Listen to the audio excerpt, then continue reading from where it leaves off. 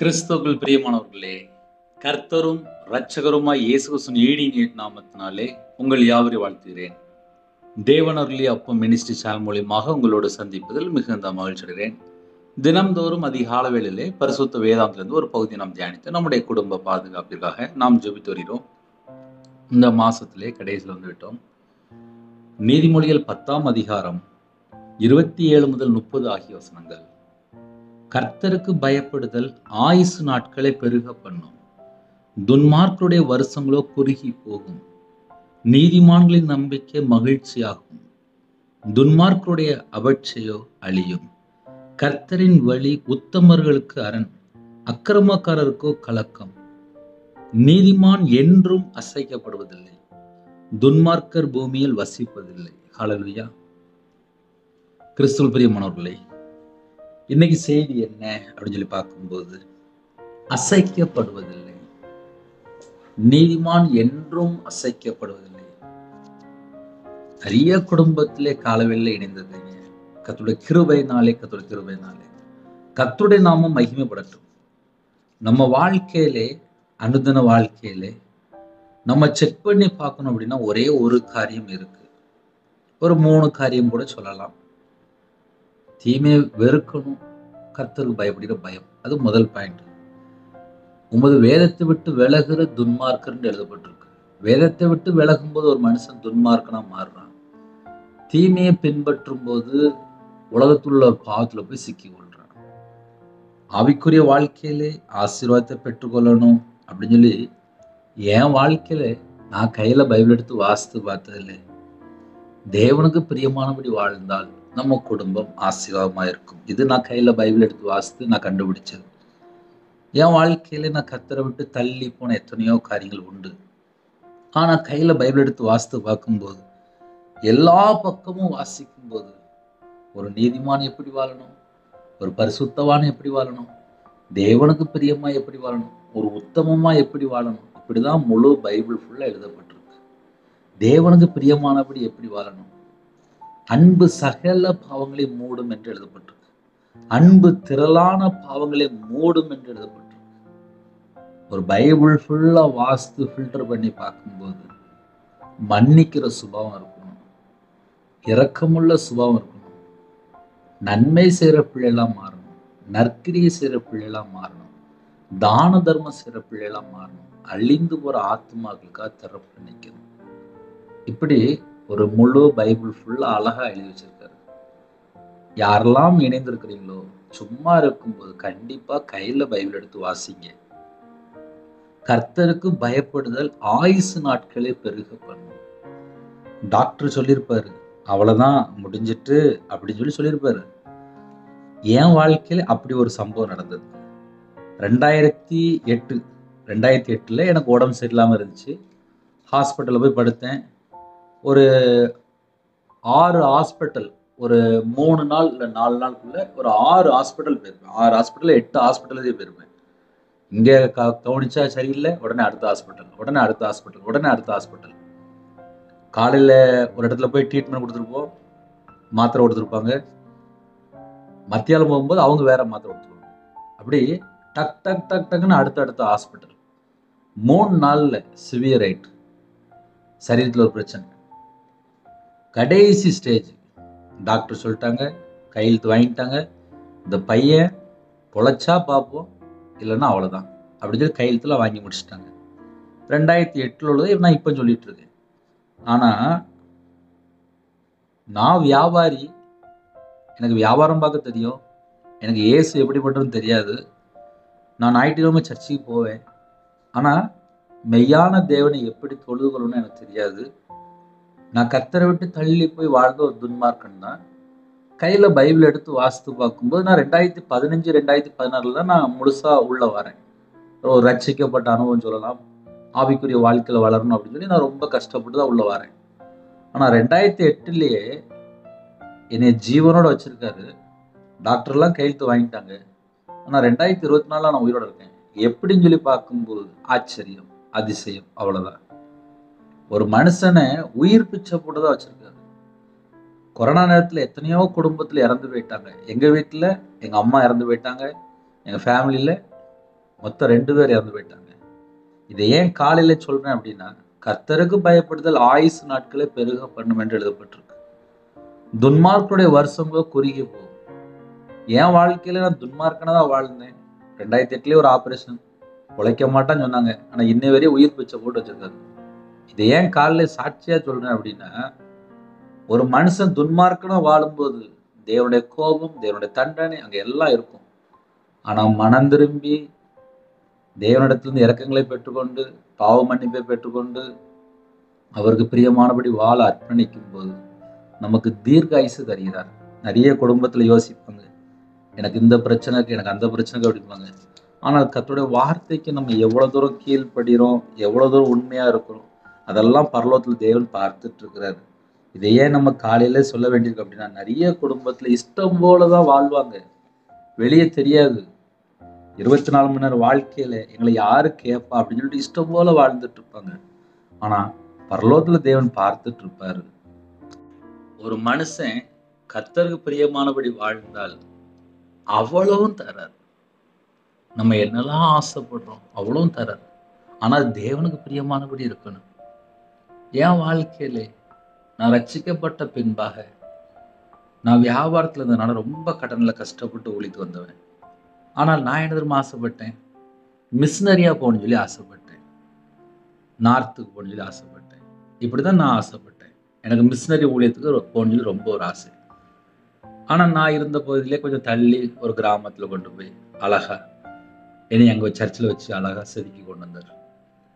அந்த 2.5 வருஷம் சர்ச்சில் வேலை பார்க்கும்போது ஊழியம்னா என்ன, ஒரு கோயில் குட்டியா வேலைன்னா என்ன, ஒரு சபை ஊழியர்னா என்ன, ஐயர்வாள்னா யாரு, சபை மக்கள்னா யாரு, மூப்பர்னா யாரு, சர்ச்சுனா என்ன அப்படின்னு சொல்லி சர்ச்சில் போய் இருந்து கற்றுக்கொள்ள கர்த்தர் கிருபை செய்தார். சர்ச்சில் வேலை பார்க்கும்போது பைபிள் காலேஜ் படிக்க கர்த்தர் கிருபை செய்தார்.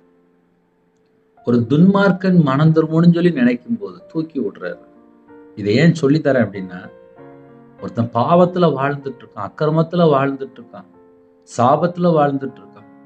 இயேசுட்ட வரான், அப்பா நான் மனம் திரும்பணும்ப்பா, எனக்கு கொஞ்சம் ஜீவனை தாங்க, எனக்கு கொஞ்சம் கிருபை தாங்க, நானும் இந்த பூமியில வாழணும் அப்படின்னு சொல்லி யாரெல்லாம் இந்த காலை வேளையில ஆசைப்படுறீங்களோ எல்லாருக்கும் தீர்க்காயுசு தராரு, எல்லாருக்கும் ஜீவனை கட்டளிறாரு. ஜீவன் பரிபூர்ணப்பட வந்தேன் அப்படின்னு எழுதப்பட்டிருக்கு. இன்னைக்கு நம்ம வாழ்க்கையிலே கர்த்தருக்குள் நம்ம இருக்கும்போது சகல விதமான ஆசீர்வாதம். கர்த்தருக்குள் இருக்கணும் அப்படின்னா உலகத்துல எத்தனையோ காரியங்கள் இருக்கு. இப்ப நிறைய பேருடைய கையில 24 மணி நேரம் செல்போன் கையில இருக்கு. ஆனா நான் ரட்சிக்கப்பட்ட புதுசுல 2015 2016 ஒரு நாளைக்கு குறைஞ்சது ஒரு 8 மணி நேரம் உட்காந்து பைபிள் வாசிச்சுட்டு இருப்பேன். 8 மணி நேரம், குறைஞ்சது 8 மணி நேரம். நான் 11 வயசுல வேலைக்கு போனதுனால எழுத்து கூட்டி தான் பைபிள் வாசிப்பேன். ஆனாலும் கூட 2015 வியாபாரத்துல இருக்கும்போது, நஷ்டத்துல இருக்கும்போது கையில பைபிள் எடுத்து வாசிக்க ஆரம்பித்தேன். பல லட்சங்கள் நஷ்டம். ஆனா எழுத்து கூட்டி பைபிள் வாசிக்க ஆரம்பிச்சேன். இன்னைக்கு வரையும் நான் ஜீவனோட இருக்கேன். காரணம் என்ன தெரியுமா? கையில பைபிள் எடுத்து வாசித்தேன்.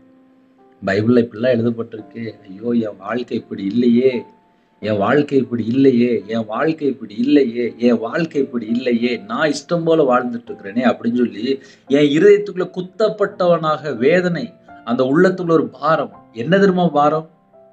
வியாபாரம் நஷ்டமாயிட்டு அந்த இதெல்லாம் யோசிக்கல. நான் பைபிள் பிரகாரம் வாழலை அப்படின்னு சொல்லி வருத்தப்பட்டுட்டு இருப்பேன். இன்னைக்கு வரைய நான் என்ன தெரியுமா யோசிச்சு பார்ப்பேன், இன்னும் தேவனுக்கு பிரியமானபடி வாழ முடியலையே, இன்னும் வாழலாமே, இன்னும் வாழலாமே, என்கிட்ட இன்னும் மிஸ்டேக் இருக்கு, இன்னும் நான் தேவனுக்கு பிரியமானபடி எப்படிலாம் வாழணும், இதைத்தான் நான் உட்காந்து யோசிச்சுட்டு இருப்பேன். ஏன் என்னுடைய வாழ்க்கையில உள்ள நிறைய காரியங்களை நான் சொல்லித்தரேன் அப்படின்னா, ஒரு மனுஷன் உலகத்துக்குள்ளதான் இருக்கான், நார்மலான லைஃப் வாழ்றான். வீட்டுக்கு வந்த உடனே டிவி ஆன் பண்ணுவாங்க, ஒரு படம் பார்ப்பாங்க, ஒரு நாடகம் பார்ப்பாங்க, ஒரு ஸ்போர்ட் பார்ப்பாங்க, ஸ்போர்ட்ல ஏதாவது பார்ப்பாங்க. இப்படி நேரத்தை பல மணி நேரம் வேஸ்ட் பண்ணிட்டு இருப்பாங்க. நம்ம வாழ்ற வாழ்க்கை பரலோகத்துல தேவன் பார்த்துட்டு இருக்காரு. என் பிள்ளைகள் என்னைய தேடுதா, என் பிள்ளைகள் என்னைய தேடுதான்னு சொல்லி பரலோகத்துல தேவன் பார்த்துட்டு இருப்பாரு.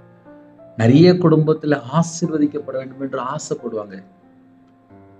சில குடும்பத்திலே சர்ச்சில் எப்பமெல்லாம் மீட்டிங் நடக்கோ அப்பமெல்லாம் போய் கலந்து கொள்வாங்க. ஆனா வீட்டுல அவங்க என்ன செய்யறாங்கன்னு சொல்லி தனிப்பட்ட வாழ்க்கையிலே நான் பார்த்ததுல சொல்றேன். நான் சர்ச்சில் 2.5 வருஷம் நான் வேலை பார்த்தேன். ஞாயிற்றுக்கிழமை சர்ச்சில் எல்லாரும் இருப்பாங்க. ஆனா மற்ற நாள் வீட்டுல போய் பார்த்தா வீட்டுல அழகா சினிமா படம் ஓடிட்டு இருக்கும், நாடகம் ஓடிட்டு இருக்கும், எல்லாம் ஓடிட்டு இருக்கும். நான் பார்த்து ரியலா பார்த்துருக்கேன். அவ்வளவு ஏன், நான் சின்ன வயசுல நான் சர்ச்சை தான் போயிருக்கேன். நான் 2016 தான் முழு நேர ஊழியத்துக்கு வந்தேன். அதுக்கு முன்பாக என் வீட்டுல நான் நல்ல படம் பார்ப்பேன். அப்ப என்ன அர்த்தம் அப்படின்னா, சர்ச்சுக்கு போனேனே தவிர மனம் திரும்பலை, துன்மார்க்கனா வாழ்ந்துட்டு இருந்தேன்.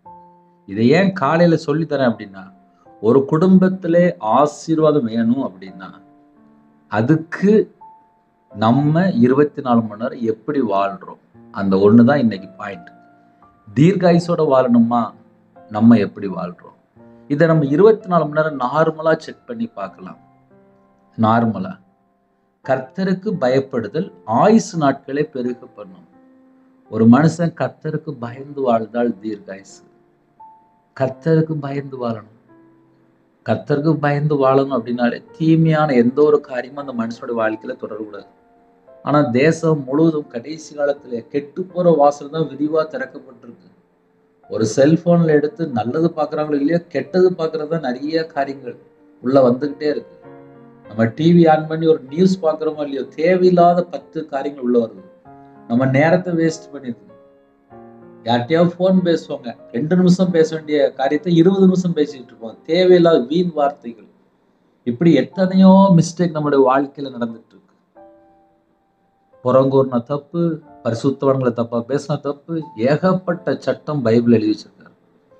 அப்ப நம்ம எப்படி வாழ்ந்தா தீர்காயுசோட வாழ முடியும் அப்படின்னா, நான் முதல்ல கையில பைபிள் எடுத்து வாசித்து என் வாழ்க்கையில கத்தரை விட்டு தள்ளி போற எத்தனை காரியம் இருக்குன்னு சொல்லி நான் மனம் திரும்ப ஆரம்பிக்கணும்.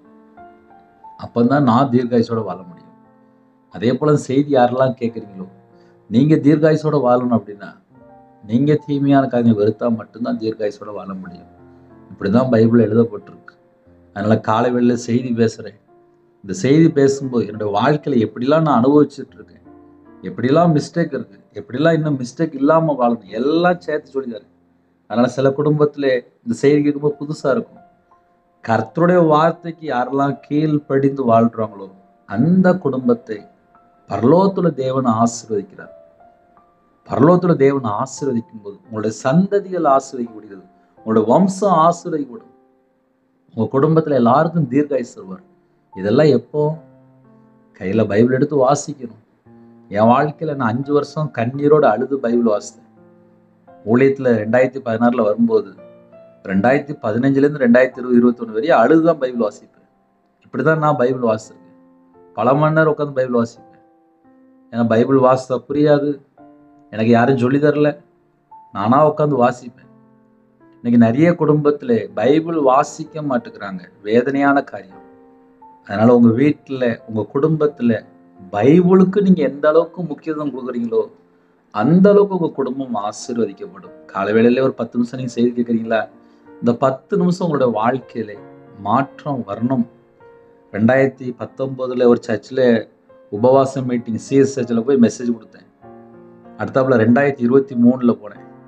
4 வருஷம் கழிச்சு மறுபடியும் அதே சர்ச்சில் உபவாச மீட்டிங்ல நீ கூப்பிட்டுருந்தாங்க, போய் பேச போயிருந்தேன். 2019 அந்த சர்ச்சில் மெசேஜ் கொடுக்கும்போது பைபிள் சார்ட் கொடுத்துருந்தேன். 2023 போகும்போது ஒரு வாலிப மகள் 25 வயசு 13 தடவை நான் பைபிள் வாசித்து முடிச்சுன்னு சொல்லி மைக்ல வந்து சாட்சி சொன்னேன்.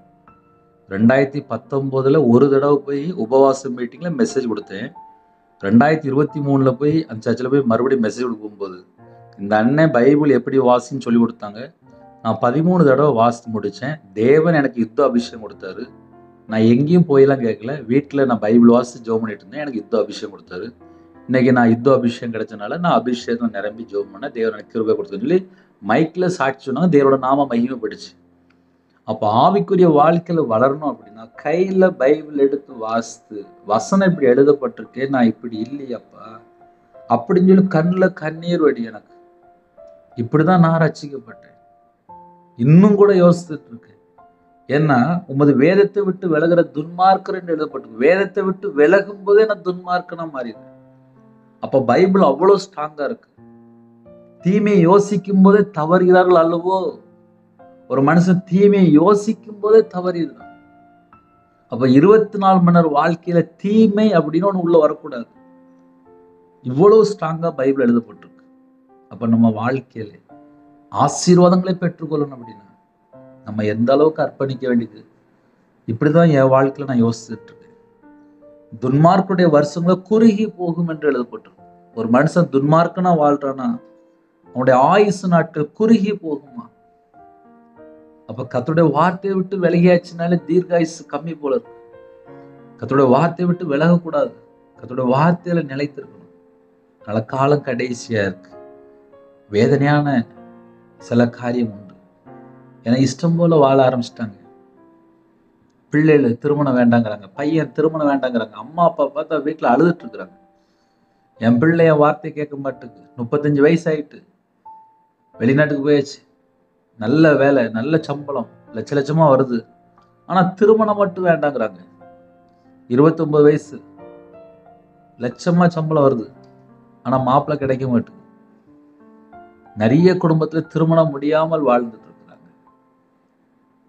கர்த்தருடைய வார்த்தைக்கு கீழ்ப்படிந்து பைபிள் எப்படிலாம் எழுதப்பட்டிருக்கோம், நம்ம வாழ்க்கை அப்படி இருக்கும்போதுதான் ஆசீர்வாதம். எல்லாருடைய வாழ்க்கையிலுமே ஏதாவது ஒரு காரியத்துல குறை இருக்கும். என் வாழ்க்கையில கர்த்தரை விட்டு சின்ன காரியத்துல தள்ளி போனா கூட ஆட்டோமேட்டிக் இதயத்துல பயம் வந்துடும். இன்னைக்கு கடைசி காலத்துல நம்ம வாழ்றோம், உலகத்துலதான் வாழ்றோம். அதிகால வேளை செய்தி கேட்குறீங்களா? கர்த்தருடைய நாமம் மகிமைப்படட்டும். ஆனா 24 மணி நேரம் நம்ம எப்படி வாழ போறோம், அதுதான் பரலோகத்தில் தேவன் பார்த்துட்டு இருக்கிறார். ஏன்னா நான் எவ்வளவு கஷ்டப்பட்டு ஆவிக்குரிய வாழ்க்கையில வளர்ந்து சொல்லி ஆசைப்படுவேன். ஒவ்வொரு நாளும் ஒரு சவாலான ஒரு வாழ்க்கை தான். கிறிஸ்துவ வாழ்க்கை என்பது ஒரு முள்ளு மேல நடக்கிற மாதிரி இருக்கும். இந்த பக்கம் போனாலும் பிரச்சனை, அந்த பக்கம் போனாலும் பிரச்சனை. தேவனோட வார்த்தைக்கு கீழ்ப்படிந்து நிலைத்திருக்கும் போது நம்ம குடும்பத்தை ஆசீர்வதிக்கிறார். இந்த செய்தி யாரெல்லாம் கேட்குறீங்களோ, கர்த்தருடைய வார்த்தைக்கு கீழ்ப்படியதுக்கு நம்ம அர்ப்பணிப்போம். என்னையும் சேர்த்துதான், நானும் தான். கர்த்தரின் வழி உத்தமர்களுக்கு அரண். ஒரு பாயிண்ட் சொல்லிட்டாரு, கர்த்தரின் வழி உத்தமர்களுக்கு அரண், உண்மையா வாழ்ற ஜனங்களுக்கு பாதுகாப்பு. அப்ப கர்த்தருடைய வழி எப்படி இருக்கு அப்படின்னா அது உண்மையான வழி. நானே வழி, நானே சத்தியம், நானே ஜீவன். அப்ப இயேசு அழகா சொல்றாரு, நானே வழி, நானே சத்தியம், நானே ஜீவன். எனக்கு தீர்காயுசு வேணும் அப்படின்னா நான் கர்த்தருடைய வழியில நடக்கணும். கர்த்தருடைய வழியில நடந்தா மட்டும் பத்தாது, உத்தமமா நடக்கணும். நான் கர்த்தருடைய வழியில உத்தமமா நடக்கும்போது தான் எனக்கு தீர்காயுசு, நித்திய ஜீவன். அப்ப என் வாழ்க்கை எப்படி இருந்தா நல்லா இருக்கும் அப்படின்னா, நான் ஒரு துன்மார்க்கமான ஒரு வழியில போயிட்டு இருந்தேன். துன்மார்க்கமான வழி என்னைக்கு எனக்கு தெரிஞ்சதோ அதுக்கப்புறம் கர்த்தர் பக்கம் நான் திரும்ப ஆரம்பிக்கிறேன். கர்த்தர் பக்கம் திரும்ப ஆரம்பிச்சதுக்கு அப்புறம் எனக்கு எப்படி நடக்கணும் எனக்கு தெரியாது. எனக்கு தியானிக்கிற அபிஷேகம் தராரு. நான் பைபிள் எடுத்து வாசித்து பார்க்கிறேன். ஐயோ, நான் இப்படிலாம் நடக்கிறேனே, என் வாழ்க்கையில இவ்வளவு மிஸ்டேக் இருக்கு, அப்ப நான் எப்படி மனம் திரும்பி வாழணும் அப்படின்னு சொல்லிட்டு வேதத்தை பல மணி நேரம் தியானிக்கும் போது கர்த்தருடைய வழி எப்படி இருக்கு, துன்மார்க்குடைய வழி எப்படி இருக்கு, நம்ம எந்த வழியில நடக்கணும்னு சொல்லி ஆவியானவர் மெதுவா கற்றுக் கொடுக்க ஆரம்பிச்சார். உதவி செய்கிற ஆவியானவர், தேற்றவாளன், சகல சத்தியத்துக்கும் போதிக்கிற ஆவியானவர் உதவி செய்ய ஆரம்பித்தார். அதுக்கப்புறம் கையில பைபிள் எடுத்து வாசித்து பார்க்கும்போது, அப்ப இப்படி யோசனை தப்பா இருக்கனே, அப்ப இது தப்பு இல்ல, இப்படின்னு சொல்லி கொஞ்சம் கொஞ்சமாக தேவன் பக்கம் மனம் திரும்ப ஆரம்பித்தேன். கர்த்தருடைய வழி உத்தமமானது என்று எழுதப்பட்டிருக்கு. கர்த்தருடைய வழியில ஒரு மனுஷன் நடக்க ஆரம்பிச்சாச்சுனாலே அந்த வழியில ஒரு அரண், ஒரு நல்ல பாதுகாப்பு இருக்கு. அது நம்ம தான் 24 மணி நேரம் வாழ்க்கையில ஆவியானவரோடு நடக்க ஆரம்பிக்கணும். ஆவியானவர் நமக்கு உதவி செய்வார். நான் எந்த வழியில போகணும்னு தெரியலையப்பா அப்படின்னு சொல்லி கேட்கும்போது சரியான வழியில நமக்கு சொல்லி தருவார். ஆனா அந்த வழி சத்தியமான வழியா இருக்கும். ஆவியானவர் உங்களோட பேசுறாரா, நீங்க எப்படி தெரியுமா கண்டுபிடிக்கலாம்? ஒரு தவறான வழியில நம்ம போறோம் அப்படின்னா இது தவறு அப்படின்னு சொல்லி அழகா பேசுவார். உண்மையான வழியில நடக்க நமக்கு உதவி செய்வார். கர்த்தரின் வழி உத்தமர்களுக்கு அரண்.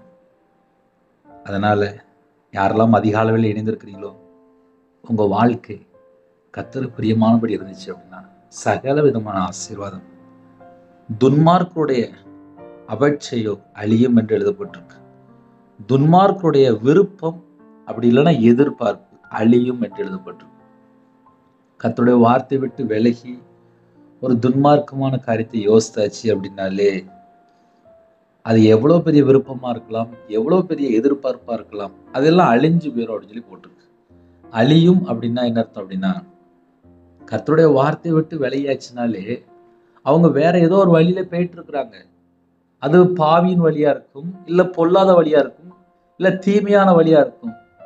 அவங்க ஒரு விருப்பத்தோட போயிட்டு இருப்பாங்க, அவங்க ஒரு எதிர்பார்ப்போட போயிட்டு இருப்பாங்க. ஒரு மனுஷன் வேதத்தை விட்டு விலகினதுக்கு அப்புறம் அவங்க வாழ்க்கை இஷ்டம் போல போயிட்டு இருக்கும், இஷ்டம் போல அவங்க நடந்து போயிட்டு இருப்பாங்க. அந்த வழியில போகும்போது வெளிச்சம் இருக்காது. உமது வேதத்தை விட்டு விலகிற துன்மார்க்கர் என்று எழுதப்பட்டிருக்கு. யாரெல்லாம் வேதத்துக்குள்ள நடக்கிறாங்களோ வெளிச்சம் இருக்கும். அவங்க வாழ்க்கை காலில் தீபம் வெளிச்சம் சொல்லி எழுதப்பட்டிருக்கு. அவங்க காலில் வெளிச்சம் இருக்கும்போது அவங்க போற வழியில ஃபுல்லா ஆசீர்வாதமா இருக்கும். ஆனா கர்த்தருடைய வார்த்தையை மட்டும் விட்டு விலகியாச்சுன்னா துன்மார்க்கர்.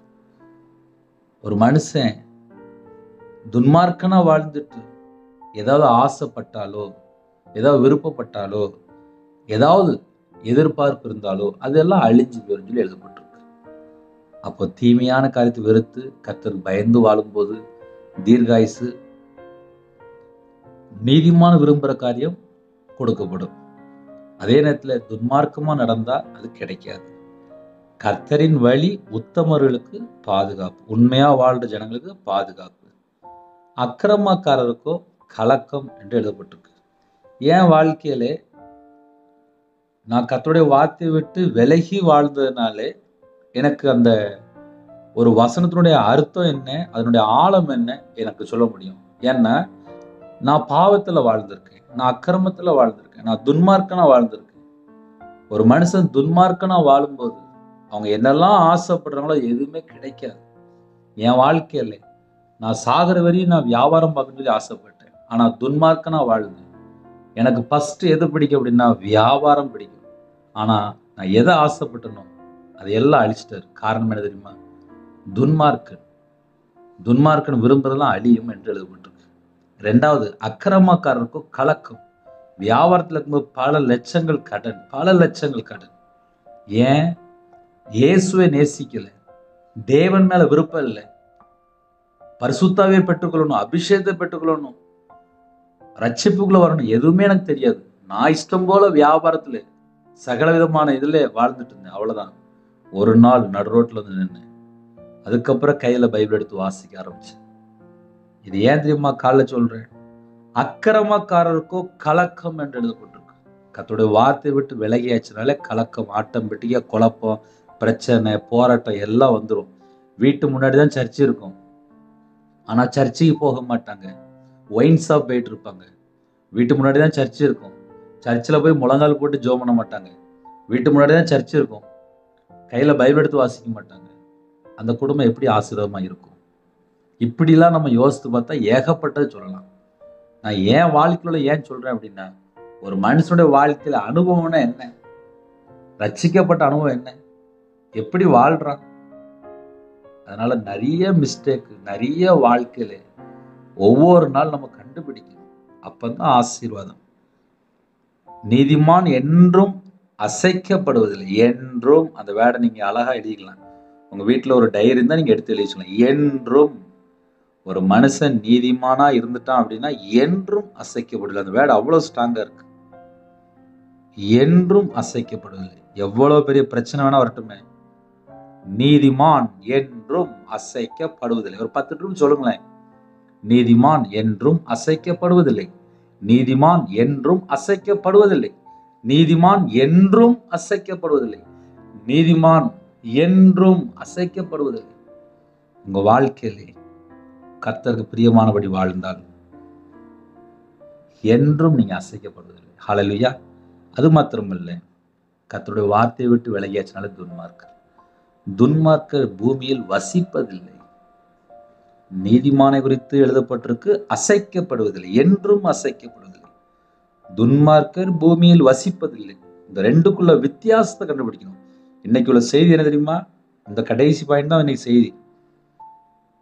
நீதிமான் என்றும் அசைக்கப்படுவதில்லை, துன்மார்க்கர் பூமியில் வசிப்பதில்லை.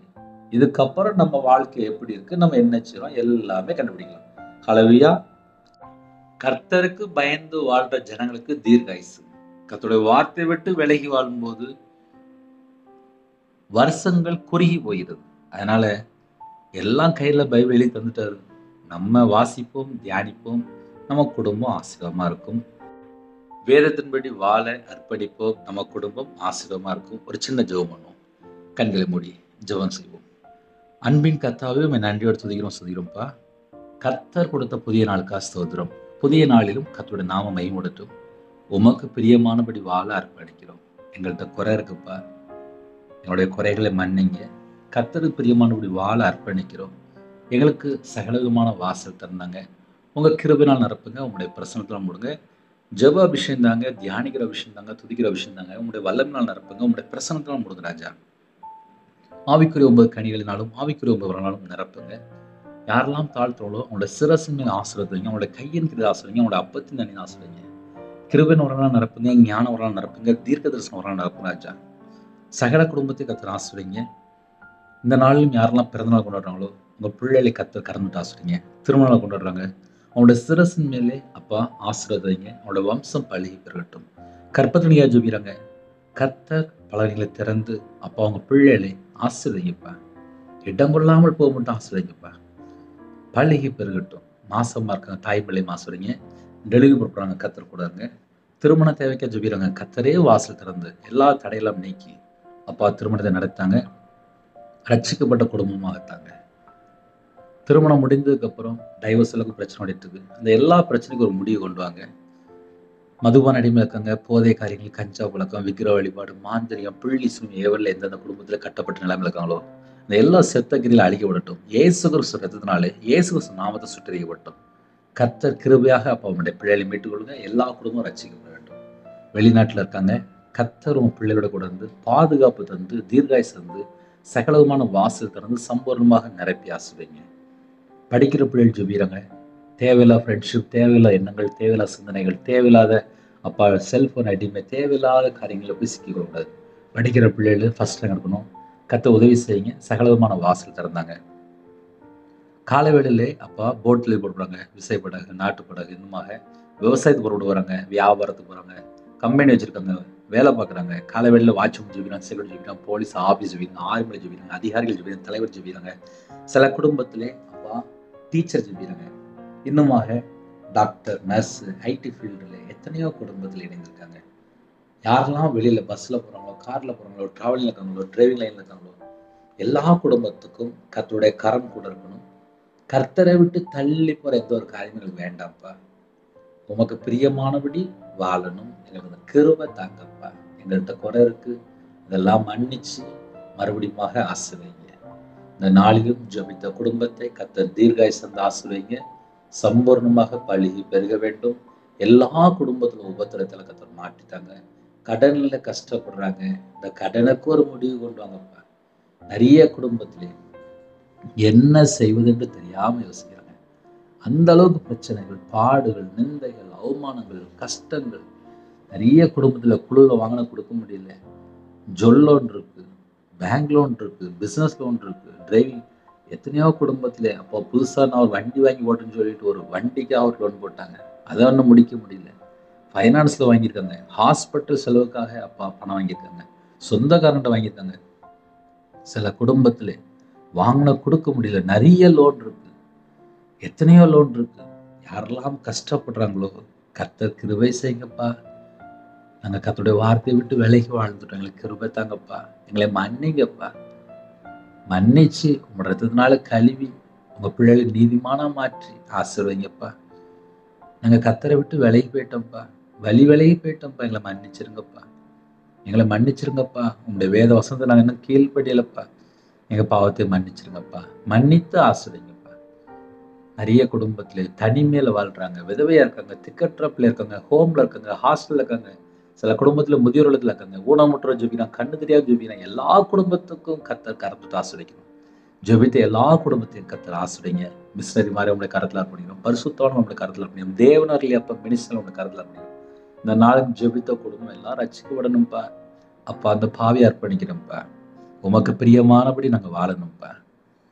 எங்கள் வாழ்க்கையில் இருக்க குறைகளெல்லாம் மன்னிங்கப்பா. மன்னித்து இன்னுமாக கர்த்தருக்குள் உங்களுடைய வார்த்தையிலே அப்பா கனி கொடுக்கிற பிள்ளைகளா இருக்கணும், நிலைத்திருக்கணும். அந்த கிருபைகள் தாங்க. வசனத்தினால காத்து கொள்ளணும்ப்பா.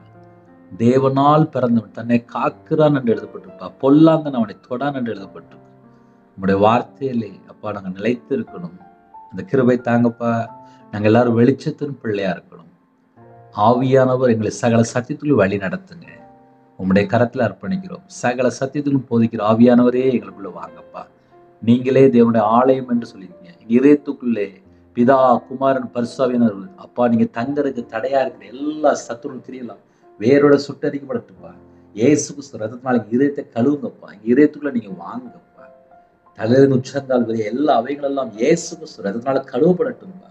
எங்க சிரசின் மேல அப்பா உங்களுடைய கரம் வைங்கப்பா. எல்லா குறைகளெல்லாம் மன்னிங்கப்பா. கிறிஸ்து எங்களுக்கு தலையா இருக்கிறீங்க அப்பா. உங்களுடைய அவயமா நாங்க இருக்கிறோம்ப்பா.